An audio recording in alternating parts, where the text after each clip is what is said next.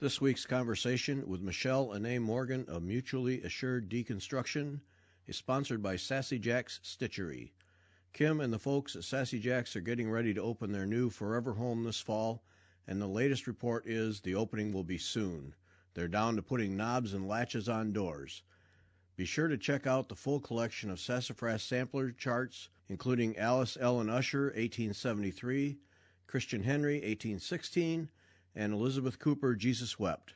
Many of the sassafras charts are available as PDF downloads, and Kim will be happy to put together kits for all of them. Make Sassy Jack Stitchery your local needlework store by visiting the website at sassyjackstitchery.com and plan to visit when the new shop opens this fall. In addition, Sassy Jacks will be sponsoring the Wednesday night Stitch Hour this week, October 12, when Michelle Morgan joins us live to talk about her outstanding art. Don't miss it at 8 o'clock p.m. Eastern on the Fiber Talk YouTube channel. And now, on to our conversation with Michelle Anais Morgan.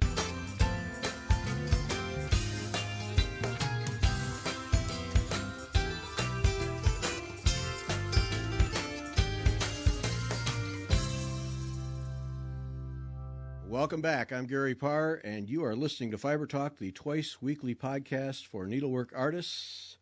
Our artist this week from Mutually Assured Deconstruction, Michelle Anais Morgan. Michelle, welcome. Thank you, Gary. Thanks for having me. Thanks for listening. Yeah, thanks for doing it. All right, we can't just walk right by that. Mutually Assured Deconstruction. I love it. Sure. So back when Instagram was not as big as it was, I had a kind of silly name, and then I decided to change it to an equally silly name, and this is what I came up with. And since that time, I went viral, and so I feel like I'm kind of stuck with it because that's how people know me now, even though it was sort of a flash in the pan decision at the time. This was before I even started embroidering. So, I grew up in the 80s, and mutually assured destruction was a thing. And then I went to grad school, and I got a PhD in art, or not in art, in American Studies, specializing in visual and material culture. And deconstruction is, a sort of theoretical framework for thinking through how we interact with different kinds of cultural objects. And so I was playing off from that and thinking, I should be mutually assured deconstruction, which was just kind of a nerdy, very, very niche username. And then I went viral for embroidery stuff, and now I'm just kind of known by that. There it is. That's my name. Yeah, don't give it up. It's excellent. Yep. Thank you. And there's something about the words MAD also. Yeah. There's a whole thing there. Don't give it up. I love that too. Yes, definitely mad. Yep. I did want to ask you, now you work at Yale University and have your 5x7 business card of functions, but I was curious about the digital accessibility consultant part. And then in one spot in my research, you actually had a click-on thing where we could hear your name spoken. Yes. Tell me about that digital accessibility. That sounds like a fascinating and useful area. Yeah. So when I finished my PhD, I had a teenager, and I wasn't really looking to become a professor and move around the country looking for a job. I really had to stay local. And I was working a term position at our Center for Teaching and Learning at Yale. And accessibility is really thinking about the ways that people with disabilities use the internet, digital accessibility.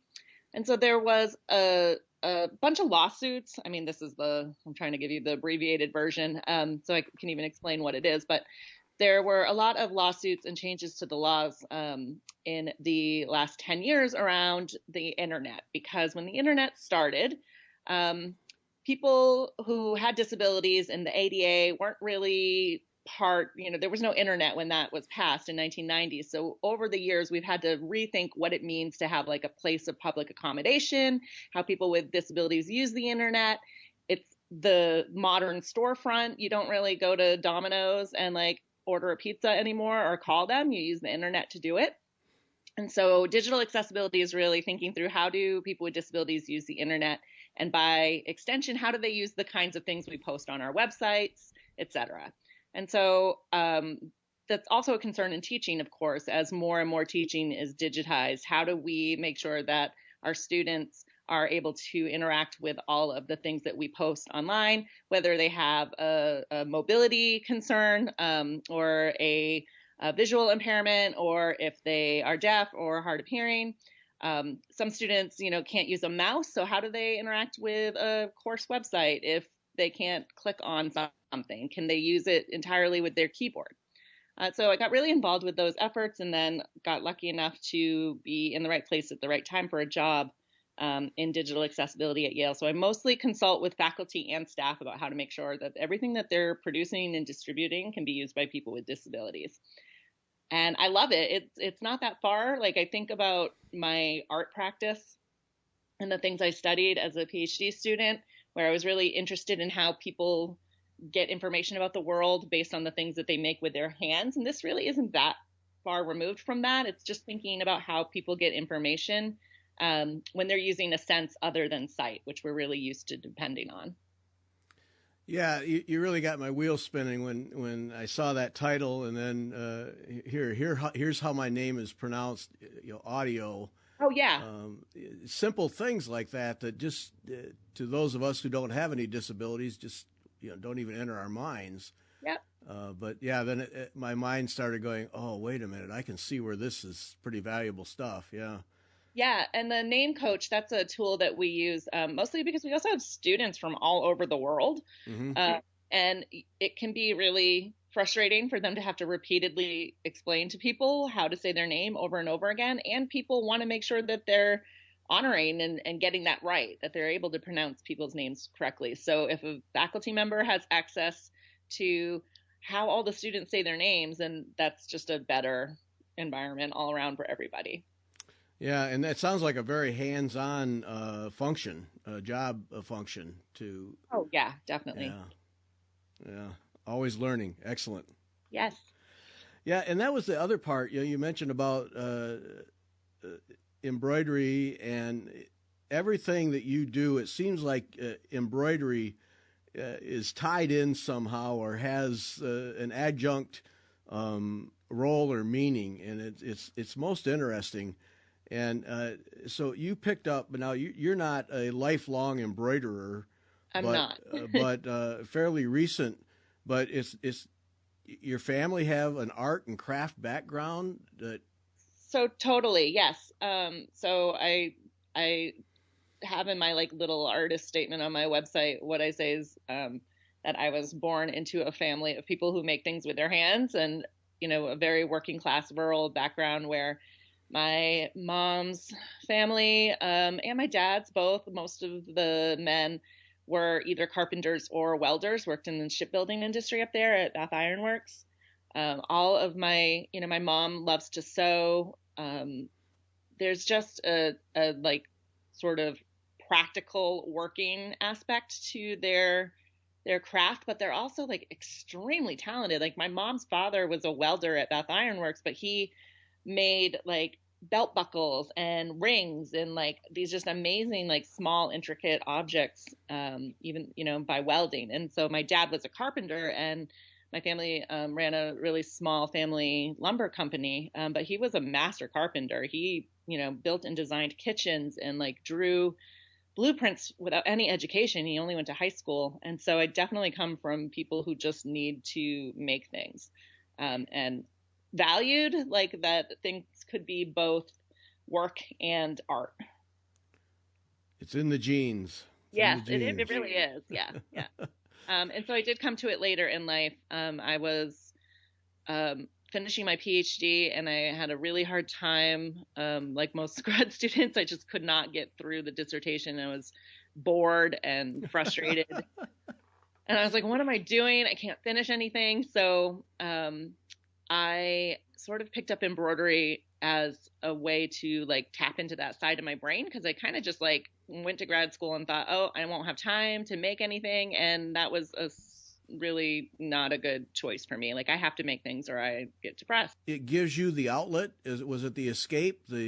Definitely. Yeah. So before I went to graduate school, before I went to Yale, I was living in Maine, and I was really actively like making things. So I used to do a lot of cut paper. I used to do a lot of mixed media.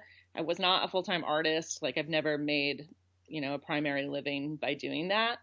But I got into Yale, and I'm a first generation college student. So I didn't really have a lot of models for what it was going to look like to be at an institution like that. And it's someplace so elite. And I was really scared that I wouldn't be able to keep up with all of the work. So when we moved from Maine to Connecticut, I just like sold all my art supplies. I got rid of everything. I was like, I'm not going to have time to do this. I'm really going to need to focus on my studies.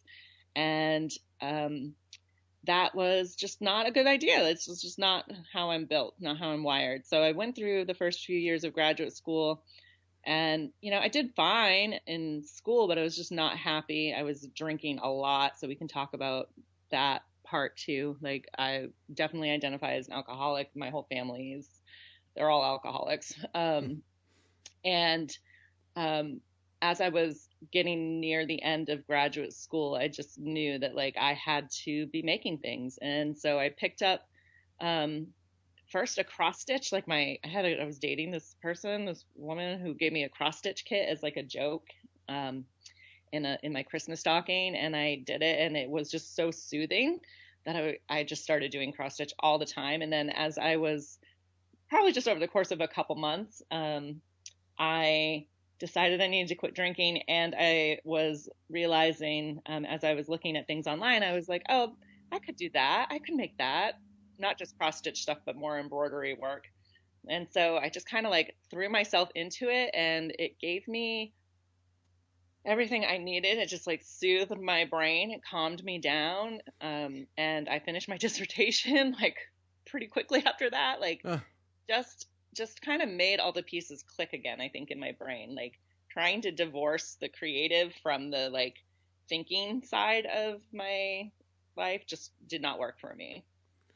So do you wonder if you hadn't gotten rid of all your arts and crafts things before you went to school, if that would have made life easier all along? Or I do. I think about it a lot. I think that it absolutely would have. I also think like there was just some insecurity about going to Yale that made me like I had to figure that out. Like making the decision between being an artist or being like a person who dedicates herself to academia was something I just had to figure out. And I'm not sure I would have been able to figure it out if I hadn't done that. So I don't really have any regrets. I just think like when you go to a school like Yale, people are so committed to like, I'm going to be a historian of this topic, and I'm going to for the rest of my life, and I'm not going to do anything else, and that's all I can do. And so I just can't live like that. I have too many interests, and making art and embroidering especially is just, I cannot not have that. I have to have it. Yeah. Yeah, you are multidimensional. There is no question about that. Right. You got it all going on. But that's, it's interesting. So that, because we've had so many shows where we've talked about the role of needlework in whatever form, as a meditative process, as a therapeutic thing, an escape, a tension reliever. We've had so many people talk about how they sit down to stitch, and their body it just all flows out of them, and they relax and enter another world. And so that's what it did for you. It allowed you to relax and it's really like it slows you down. Like you are forced to slow down. You can't, like, even with drawing or painting, like you can make a mark really fast. And I'm not saying that any of those things are quick mediums, because people work for years on right. stuff. But embroidery is like, you are not going to get very far very fast. So just the form itself is a slow form. So artists will talk about entering that like space, right, where they lose all sense of time and everything kind of just shuts down and they're just in the art zone. But with embroidery, it's like that on top of like, you're just not going to get a quick result. Right. Like, so right. I found that really, really useful for me, for sure. Well, that's really neat. But the thing that is, let's talk about your alcoholism and depression, and so embroidery helped you with all of these things. Then It totally did. I think also like it, for me at least, and I think the history of needlework in general, like there throughout history for women, especially, it's just been like a form of storytelling and narrative. And so it allowed me to like explore themes and topics in my past. I don't always do like super biographical stuff, but I have done a ton of biographical stuff too. But it allows me to like explore the stories that I tell myself about my history over and over again in a really different way than just like talking about it or writing it down with words. Like they're like little memoirs of sorts. right. And that I think is interesting to me because it's so in line with like the history of needlework and samplers and like,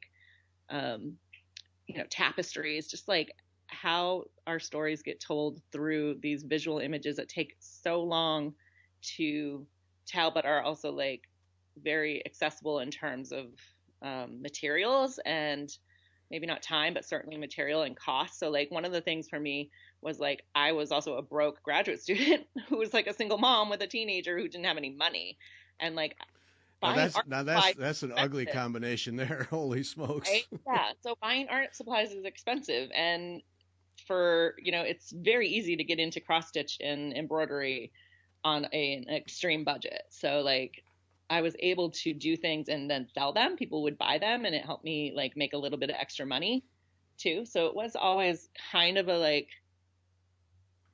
relief because I knew I could do something that would make me feel better, but then like people would buy these things and it would help me pay the bills and put groceries on the table. So, yeah, those basics, yes. Yeah, the basics. Well, the one piece you did, your relationship with alcohol. I mean, when I look at that, you look at it as a whole, but then you have on your website several close-up sections, and I can see the therapy there. Oh, totally. That was such a like really intense piece for me to make. So now I've been sober for 7.5 years, so for a significant chunk of time. When I started that, I don't remember even what year it was, but maybe about 4 years ago. And like my family is not shy about the fact that they're all alcoholics. Like when I say that, I'm not like airing anything that anybody who knows my family is not already aware of, including the people in my family. And a lot of people have just passed away too now, like as I get older. But I think like I grew up like most people do who are in limited education, working class families who drink a lot, that like it wasn't an issue ever. Like you just drank. That was just what you do. And you still have a job. You're functional, if whatever that means. I kind of hate the idea of being a functional alcoholic just because much dysfunction happens within whatever that supposedly functional thing is. But I had like a long, really difficult process of coming out as gay, and a lot of like family trauma stuff happened around that. My father died, and my dad was really, really important to me. He was like the family person who I counted on emotionally. I was really close to him, and he basically raised me. I lived with him for most of my childhood, and he passed away very suddenly. He was only 45, and he had epilepsy.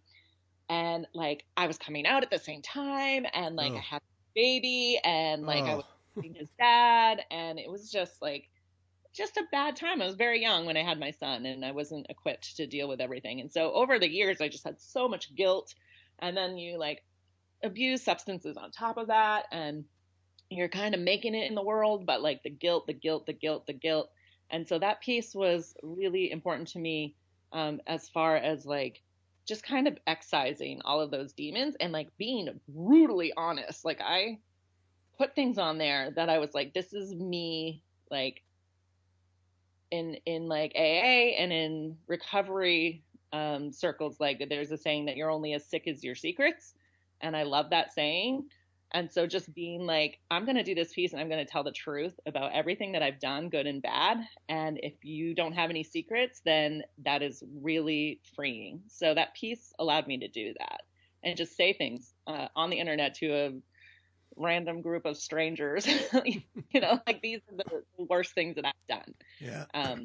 Yeah, you don't pull any punches in that piece. No. No, I don't. And it was really, really, I mean, I'm in my 40s and, I've been in therapy a long time and I'm not like worried about anything making me so like, I'm fine. But like I think to be able to say like, these are the hardest things that I've been through, because when other people do that, like it made it okay for me to get help for my drinking.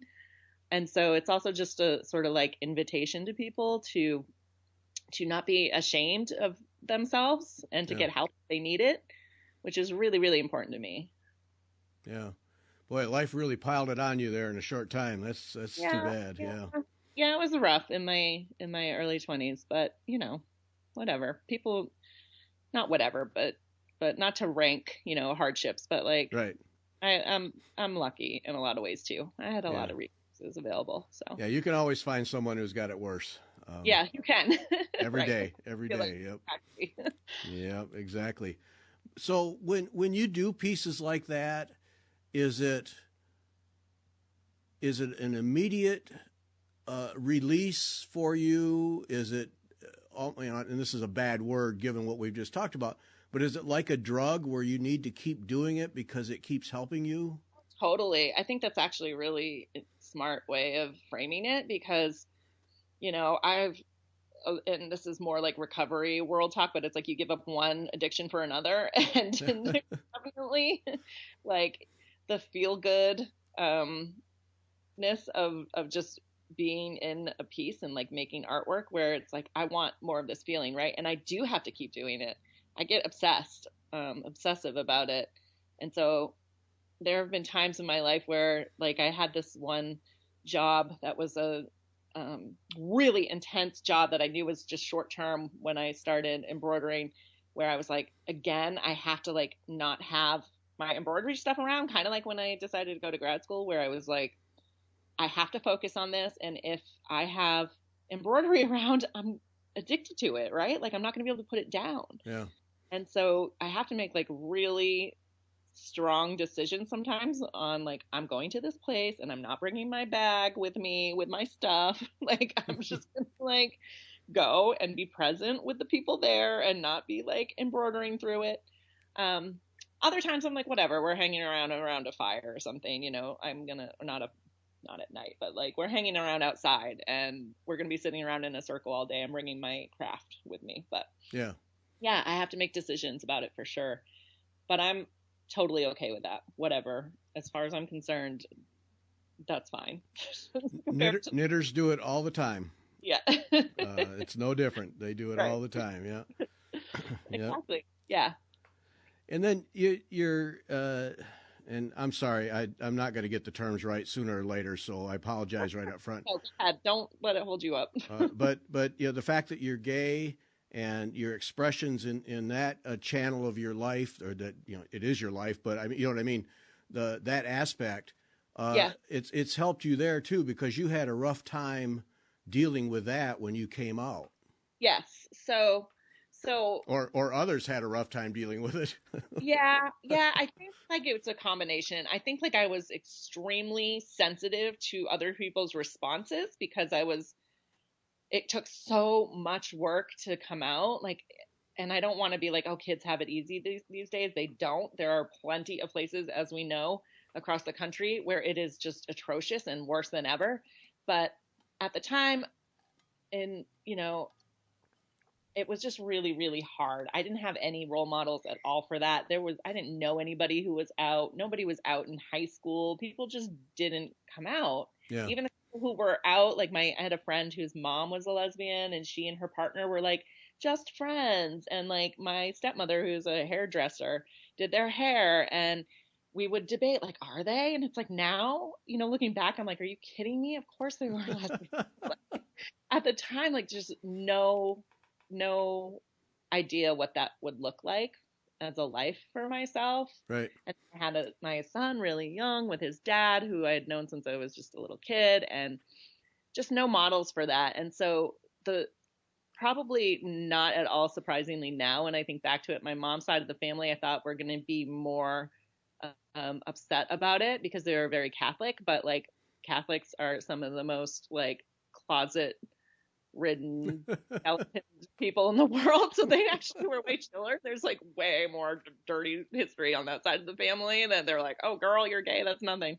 But my dad's side of the family that I was a lot closer to, and that weren't religious but were like very, very Yankee Protestant, like now like libertarian and Trump conservatives, but like at the time, like they just could not abide that. Mm-hmm.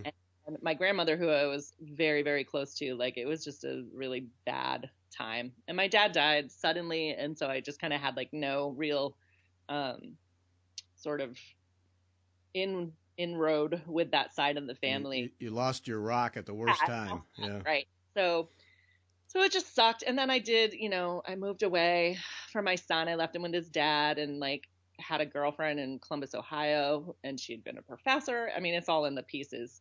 So, and all this is in my embroidery works about the alcohol piece, especially. But it was really difficult. And so, at the time, like I wasn't doing needlework. But at the time I definitely was like doing a lot of cut paper and like still like really small, intricate things where you have to like piece things together very carefully. And then, so now, I think of my pieces and its relationship to like my sexuality as being very much ways to, again, sort of externalize the internal.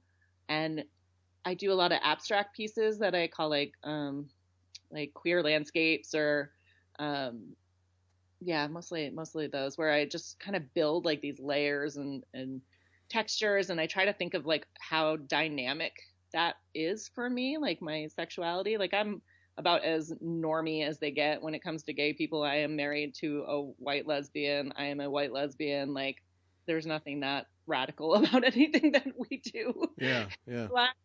But compared to like where I was growing up, like forget it. Like I could never imagine having this life. I joke a lot with my wife that I remember being probably about 21 or 22, and my son was about 2, and I was standing up looking out the window, and I just could not imagine, like, how do you even meet a woman that you would date, let alone like live that life? Like, I could not imagine it. So yeah, different times. Yes, very much different times. Growing up, I can identify instances, male and female, where boy, those two are really close. They're really good friends, and because I'm young and stupid. What did I know?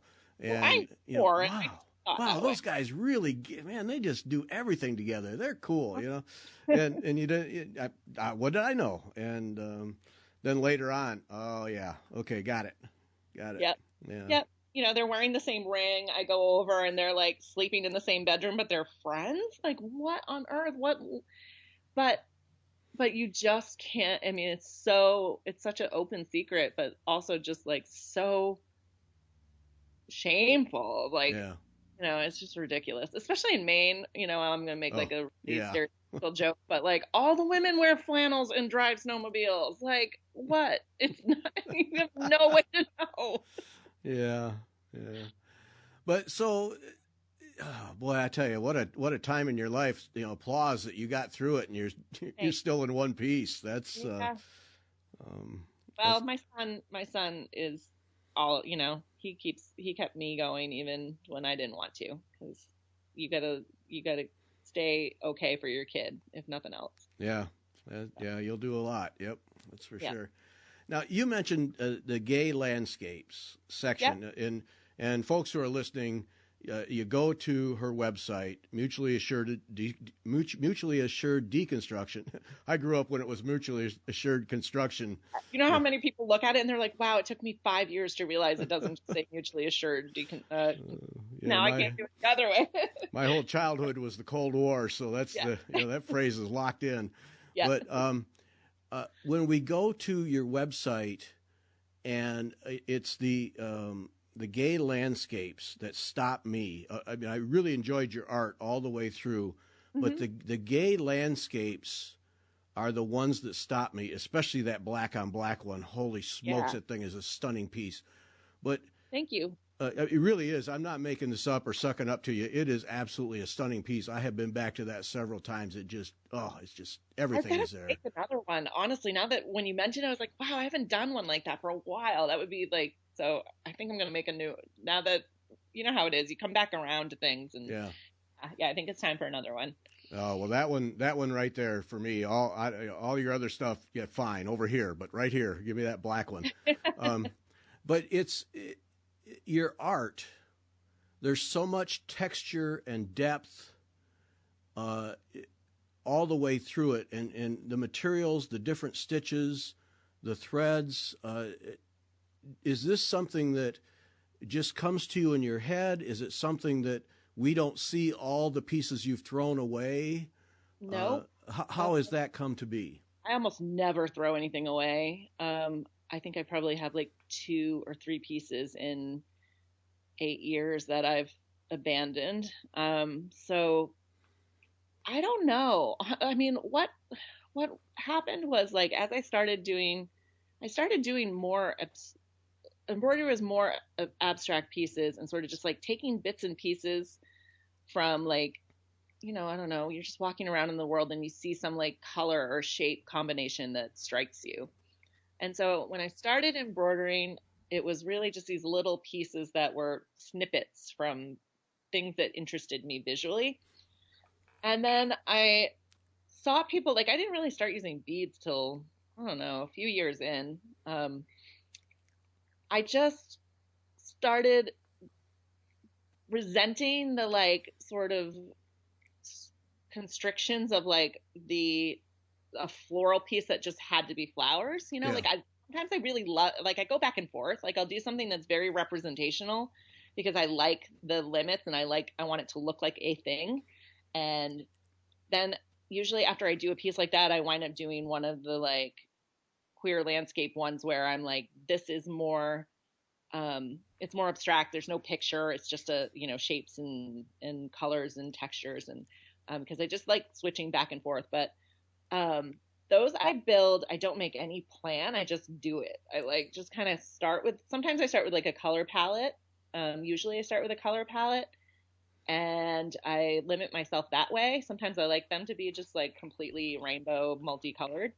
But usually I'll start with a color palette and I'll just go in and I just start building stitches and paying attention to, like you would with any composition. Like, I have pink here, so I need to balance it out with some pink over here, and I'll just build them organically. I don't think about it at all.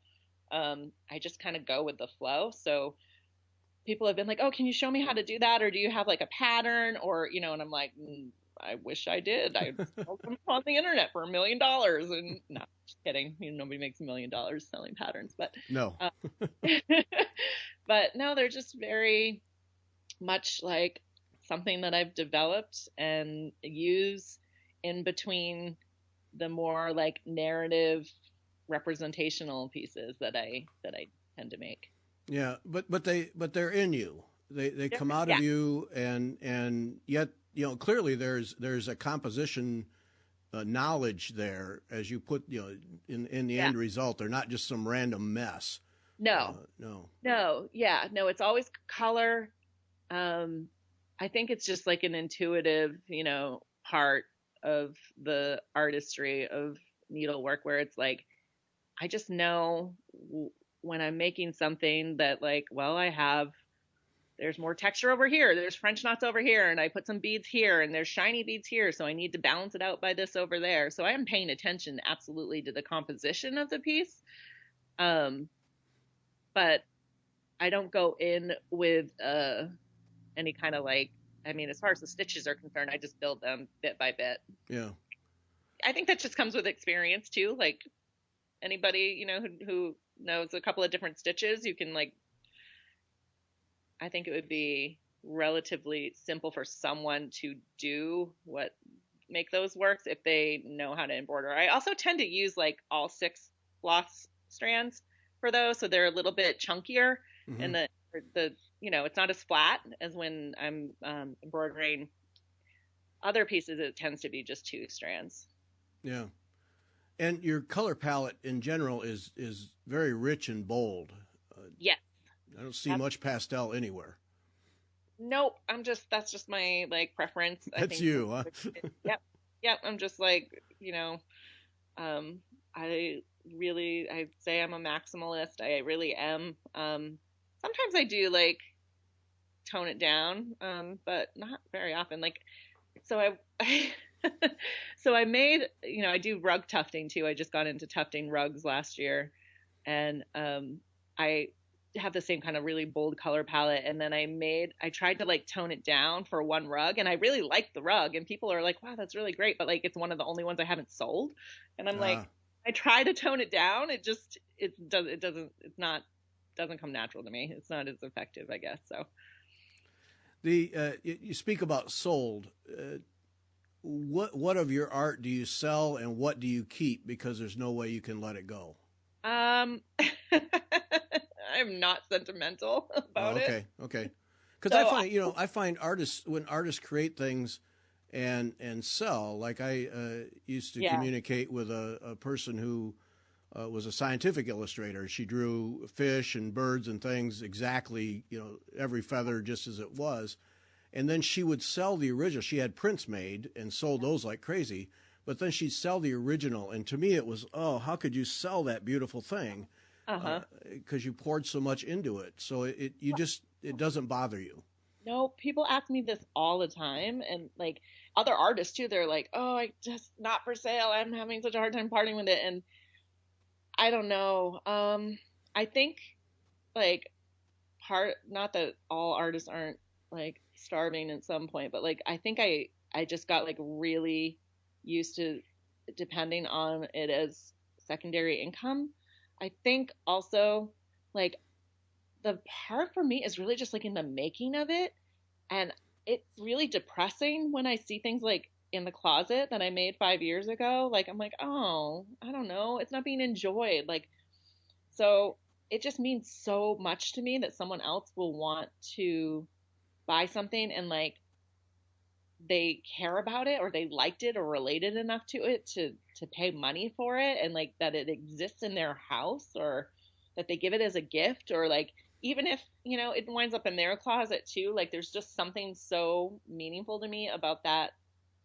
Even though it's transactional, like that transaction is just so meaningful to me. Like it is so truly touching to me that someone would want to pay money for something that I've made, that like that means more to me than any attachment I have to the object because I made it. Yeah. So the only like the alcohol piece I still have, and if someone wants to buy it, they can, like it's for sale. But I also, that's still at my house, and I could see that becoming like a family thing, that like my son has it eventually or whatever. But I would sell it, because if it meant that much to someone that they liked it so much that they would pay money for it, then to me that is like the ultimate sort of meaning of art. Like, why do we do what we do? Why do we make these things? Like, if other people are enjoying them that much, then that to me is like the ultimate experience. So do you have your art hanging all over the house, or? I don't. No. The only I have other people's art hanging all over my apartment, but the only piece that I have 2 pieces that I've made that are hanging up. One is the very first embroidery that I made, which I totally ripped off somebody online. I don't know who made it. I just saw it on like Pinterest or something, and I was like, I can do that, and I did it. And it's just like a Victorian lady type thing. And so I have that little tiny hoop hanging by my key rack, and then I have I did a piece my wife and I got married, and we went to Montreal for like a sort of abbreviated honeymoon, and we went to the botanical gardens there, and they were doing like a nighttime illuminated garden thing. It was gorgeous, and I took this picture of the gardens, like the Japanese gardens there, and I did like a nighttime embroidery piece, which is really not like in my usual style. And she told me that she would never speak to me again if I sold it. So that's hanging in her. But I was ready to sell it. Somebody offered me money for it, and I was like, well. Oh, ooh, tough spot there. Yeah. Yeah, no.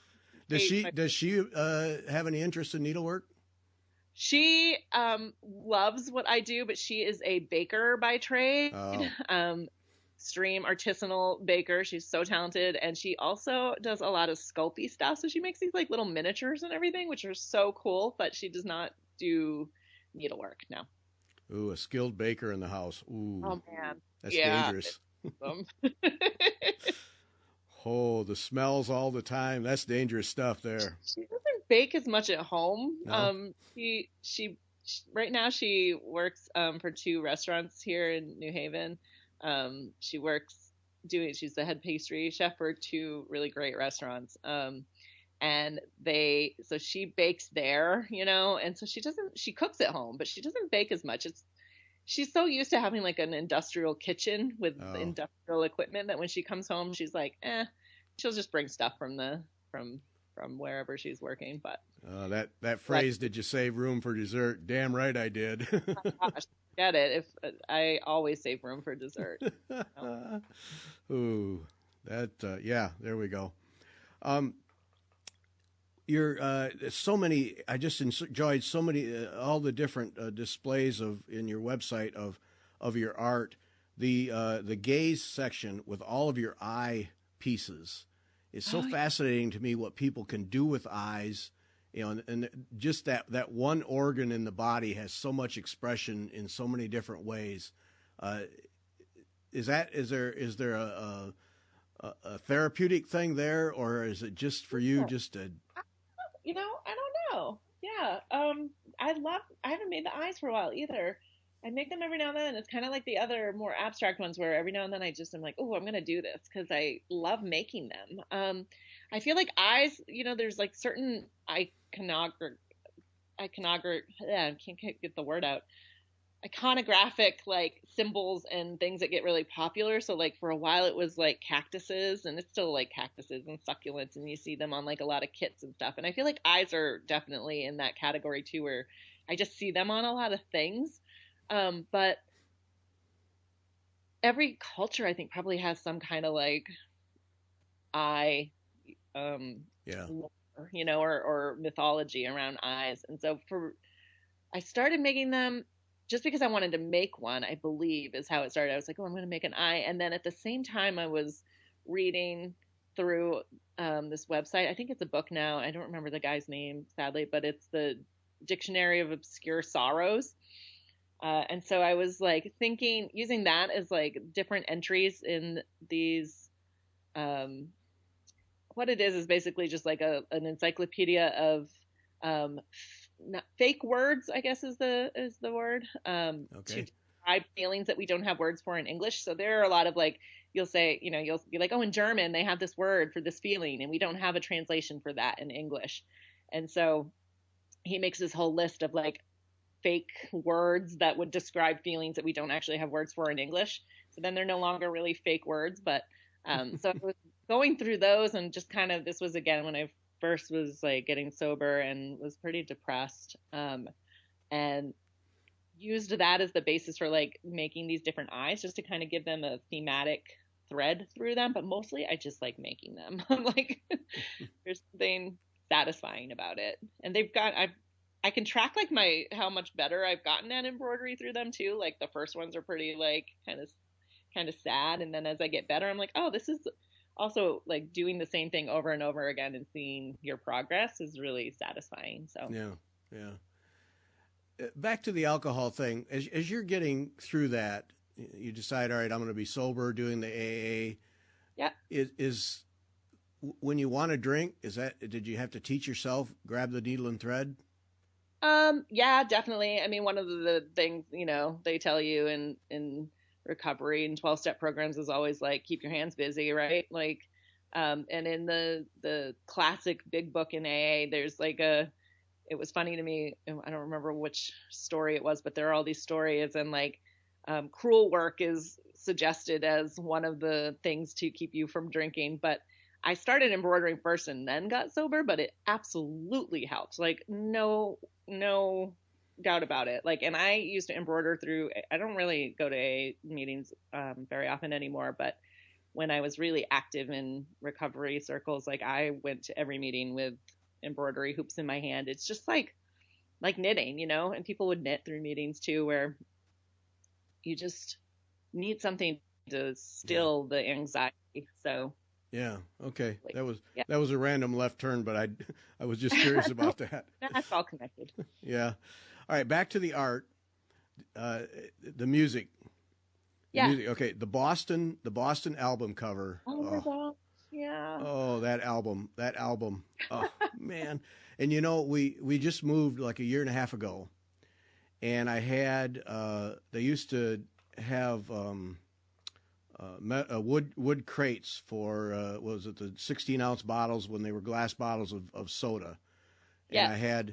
I had two of those wooden crates full of albums Yeah. and no turntable, and I hadn't used them in years. They were in storage, and I sold them Yeah.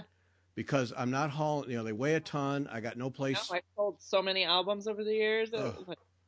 And when you talked about that and your about getting rid of your albums, I have to say I had a moment where I wish I'd kept those albums, No. because the Boston album was one of them. Goodbye Yellow Brick Road, Elton John, so many of the classics, and the guy I sold them to, I'm sure that I saw in his eye as he was looking through, because he just took the whole lot for $100, and I'm sure when he looked through that there were a couple that caught his eye that he knew were valuable. Yeah. Yeah. Yeah. And it's like, oh, what did I give away? But yeah, there's Yeah. just, yeah. So I think, yeah, you're referring to me talking about in the music um, bit about how many records I had sold. Again, when I moved for grad school, I sold I had a very large yard sale. I lived in Portland, Maine, right on Congress Street. For anyone who's ever been to Portland, it was on the East End,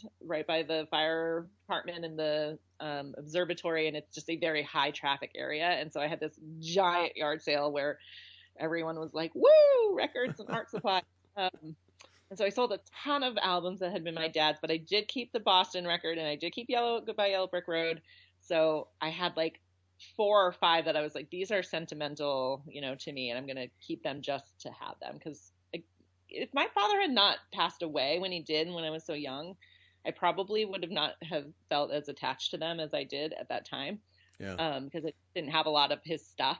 And so I kept that one. And then, yeah, I tend to do like, I didn't do one this year. I think I was too busy this spring. But most years I tend to, around the anniversary of his death, which is in April, I tend to do like a memorial piece, just something fun for myself that I'm not trying to sell or anything like that. And so a couple years ago, I did the logo for Anderson Windows because he was a carpenter and we had a lumberyard, and like that sticker was just like all over everything. Yep. So it was just really recognizable. And I was like, I didn't have a lot of time. I was like, I'm going to stitch up. I like doing like replicas of things. I just did a pat of butter that my friend sent me a picture of it being funny. And I just like made it as an embroidery piece. So I like doing these like little one-off things where you're just kind of mimicking or making miniatures of, or in this case, like the butter case of blow up of the butter pat. But Yeah. so I did that, and then the year after that, I was like, I am gonna do the Boston album cover because my dad loved Boston, and I just remember him being like nerding out with his sound system, like men tended to do in the 70s and the 80s, and be like talking about it being a studio album and like like Yeah. studio Yeah. technology, and it was so fun to make. and it was a real challenge. Like the perspective on that album, like when you really look at the image, it's like a guitar spaceship, and like the perspective is really skewed. And the artist who, I don't remember the artist's name, who actually drew that album cover, they don't even really get it right. Like when you're looking at the album cover, you're like, wow, that's not that great. Like you kind of screwed it up. Yeah. But it's such a classic. Totally. You recognize it. You don't even need the word Boston on it. You just know it. Yep. And that group, and it was the music. It was just so groundbreaking at the time. Those songs you could listen to forever.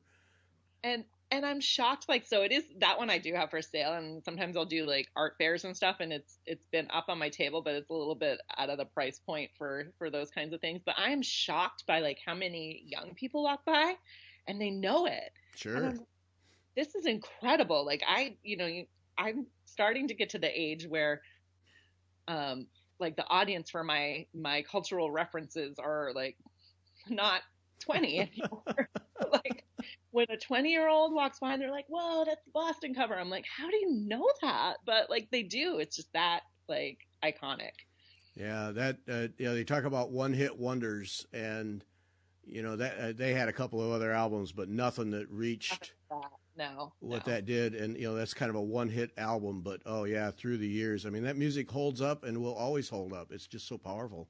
It's so good. Yeah. And then and I have to talk about, now you do a radio show, Love and Communication, on WPKN. Yes. Okay, so I found that, and all right, I'm going to see what your show's like. So I put it on while I'm researching you in the background. Uh-huh. And the first one I put on is the September 16 show. Yes. And you lead off with Elton John's Funeral for a Friend, and I'm telling you, you had me right there. So I started programming for WPKN probably, I guess, like 3 or 4, maybe it's even been 4 years now. I had a friend, she works at Yale, she's an artist. She and I would talk about shows I was going to. I love live music. I'm just always kind of at smaller venues around New Haven. And she was like, you should program. And I was like, okay, cool. And I always wanted to have a radio show when I was like in high school, but it just seemed so far out of reach. And she really just kind of took me in and showed me how to use the board. And Love and Communication is, most people think it's like a call-in show because of the name, but I named it after a song by Cat Power. The song's called Love and Communication. It's kind of my theme song that I kick off with each month. And so I just do it once a month. It's late at night, but that's kind of a pain, but it's also better because you don't have to scan. There are different FCC rules for what kinds of songs you can play on the radio after 10. So I don't have to scan every song for, a mild curse word even. And yeah, so the 16th of September, there was a music piece that I made that's similar to the alcohol piece that is, like I called it a brief history of how music made me queer. And so I went through like from birth through now, like all the different songs that I loved growing up and how I coded them a little bit differently, for like my gay desire or like. Yeah, I gotta interrupt you there because that was an interesting thing that you said on that show, that gay people, and again, I apologize if I don't use the terms right, but yeah, I know. I think there's some resistance to saying queer, even though I refer to myself as queer, and that's totally fine. I understand that like people are like, I don't want to say queer because that's a slur. That's the way I was brought up, so I have trouble with it. Yeah. But so tell me about that codifying and adjusting, because like Funeral for a Friend, there's Elton John's gay, but there's nothing gay about that. Tell me about that. Yeah, so I don't think every song that I included on that piece or that I put on the show that I kind of like programmed to go along with it, not every one of them is like a love song for like someone of the opposite gender. So it wasn't really so much about that, but there was just like hints of gayness or LGBT culture that like I would not have recognized as such growing up, but somewhere inside me I must have sort of recognized it as such. And so a lot of the songs on there, it's like, oh, I can see now like my my childhood self was like looking for representation, and you have to find it in like these really strange places, or you sense that there's just something different about that person or that artist or that song or whatever. And so Funeral for a Friend, I think like I was too young to even have any sense of like what my sexual orientation was. I was like 4, but like but like there was just something so dramatic and like longing about that song. And as I said in the music, the WPKN show that I did, like, this was before AIDS, but like it seems almost prophetic, knowing like in hindsight, like what was going to come in the 80s when I was hearing that song. And at the like height of the AIDS crisis, and like not really having a sense of what that meant, and that like gay men were especially dying, and like so and just the flair of it. Like I don't think that gay men have a corner on flamboyance. Like I am super dramatic. I am very like, I talk a lot, I'm loud, my embroideries are like very, like you said, there's bold colors. So like there's something about the dramatic like performance of Elton John that like people love, but like I really, really like just felt so drawn to as a kid. So that kind of stuff, like even, I don't think I played Dude Looks Like a Lady on the show, but it's in the piece that I made. Like Steven Tyler in that video, I'm 8 years old, and you see the video and they turn around and it's this guy in a wedding dress and a woman in a tuxedo. And my little 8-year-old brain was just like, what is going on here? Yeah. Really, really loved that kind of play on gender and anything dramatic and flamboyant. I just was immediately drawn to. So yeah. Well, you got me with that one because and it was so strange because I have said to my wife more than once, I just think it's one of the greatest songs ever done. Yes. And I've said to her, I want that played at my funeral.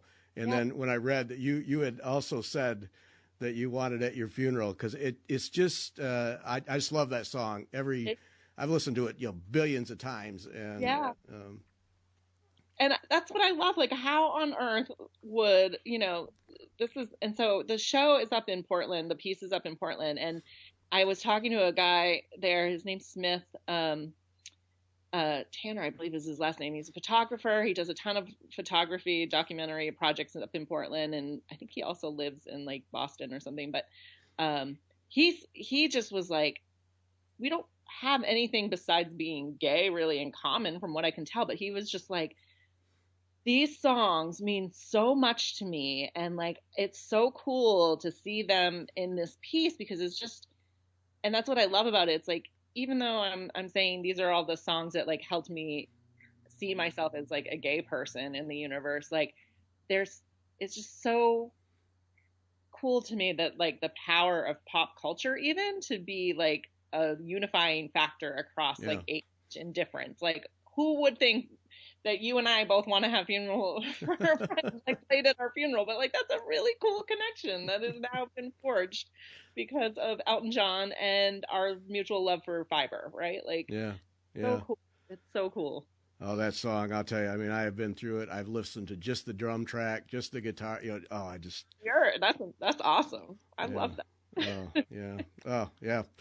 Yep. And when you played it, I was researching you, and when that came on, I just stopped because I had to listen to the song. It's like, out of respect to Elton John in that song, I have to listen with nothing else. Yeah. I will get off this call and I will listen to it in its entirety. Yep.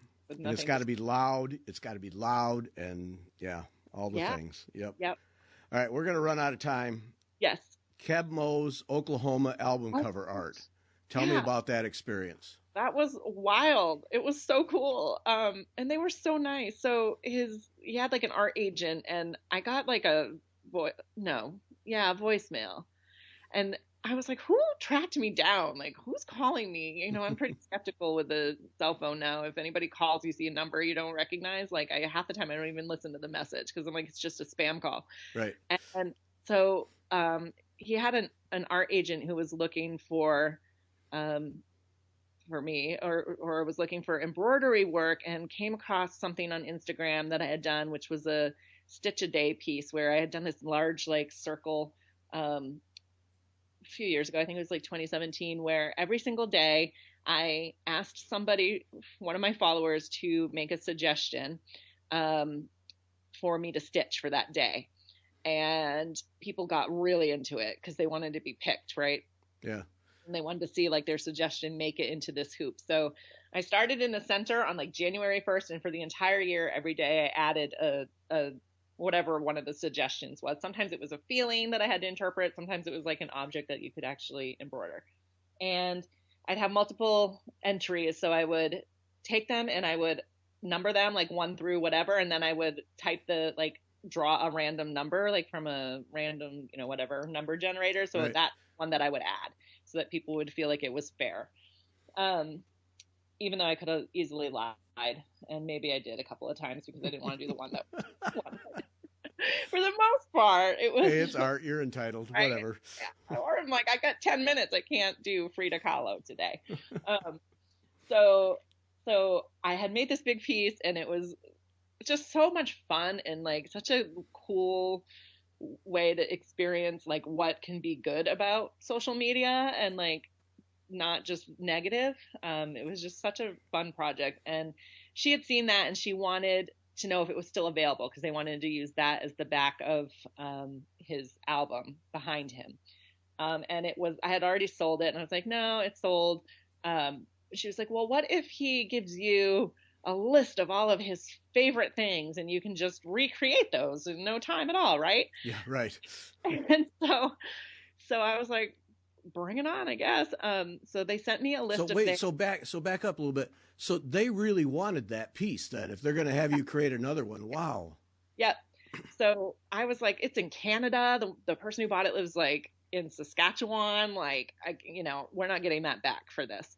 And I don't have any images that are high quality enough for that, So they paid me to stitch up his pieces, and then basically I just like sold the rights to everything. They wouldn't, they're savvy business people and they know they're dealing with someone who doesn't know what she's doing. So I negotiated into what felt like a fair price for the images that he wanted, and they were Kebmo and his wife, who is like his basically like his business manager, are just like lovely, lovely, lovely people. So nice. So like you see so much album art and like you have no idea who made it and you have to go digging, and they let me keep my signature on the front, and on the back of the album it's got like the credits and it says embroidery by Michelle Morgan, like right there with everybody else, which honestly, that's cool. It's just not like, it never happens. You have to really like dig to find, who the artist is. And so they really did like honor that part of the packaging, I guess you could say. And then they used all the little designs. So while that album was out, when it was his most recent release, like they used it for like socks, and like, so my wife has a pair of socks with all the, like they used the designs for other merchandise, which was kind of fun. And then it won a Grammy. So my whole family, like everybody I know, was just like, kind of for a minute, we're like, what the hell? How did you get, like, you'd go on like Amazon the day it was released and like, there it is. It was the coolest experience just to see your artwork kind of like all over something. And I would love to do more stuff like that, but there's not a giant, I wish there was more of a market. I wish people would think of embroidery and needlework as like illustrative and graphic. Yeah. The graphic possibilities for that are just like endless. But people don't really think about it. That's not their first go-to when they think about album art, Right. Well, with vinyl coming back, we may see more of that, because at one point, album art was its own art form. Yes, I mean, totally. That was, you bought, someone came out with an album, we were almost as interested in the art and how it was put together as we were in the music itself. I mean, I remember Alice Cooper's School's Out. Yep. Where it folded into a desk, and there's so many cool things. Chicago at Carnegie Hall, that four album set with that giant poster, and Yep. So there's this rock band right now, Built to Spill. They've been around for a while, and their album, I love the album that just came out, but the person who did the art, I'm so into it. And then someone bought it and showed me like it opens up and everything, and I'm like, I have to buy this album for the art. Like you will absolutely get me to buy your LP if the artwork is thoughtful, Right. Yeah. Well, maybe you'll get more jobs because vinyl is really picking up. I buy vinyl again. I sold all my albums when I moved, and then once I finished grad school, I was like, I can't keep buying books. Like, it's stupid. I can't read them all. And so I transferred that bad purchasing habit into my vinyl habit, which is, my wife calls them squares. She's like, another square arrived on the doorstep for you today. I wonder what it could be. Maybe even, what is it? Columbia Music, wasn't it? Yeah. Oh my gosh, yes. I loved tapes. Oh, that was a dangerous thing to get involved in. Oh, yep. Yeah. Expensive. Yeah. All right, Michelle, we got to stop. Stop. There's another hour of talk, but we got to stop. So, all right. Absolutely enjoyed it. Thanks for the time. Thanks for sharing all of these things. Really applaud your embroidery. It is such a treat to look at. Thank you for sharing that. Yeah.